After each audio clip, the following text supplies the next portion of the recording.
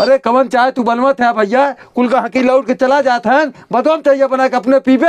अरे मालिक चाहिए पकिया तो दे थई ने। चाचा तेरी दूर समोसा दिया तो तू चाय छोड़ा रहा था भैया, तू समोसा खियावा। ले भैया खा समोसा। अरे भैया समोसा तक चला गया, चटनिया हमार मौसा दिए का। करे साले चटनिया ना दे का। अब इन चटनिया कहाँ पीछे है? हले मिर्चा ते कौन है? चाचा तेरी दूर समोसा लावा तो। जिंगन तनी साहब के दूर समोसा ते कावा। मालिक तनी अपन गमछवा दे। ले साहब समोसा। रुक पहले मुंह खोला अपन।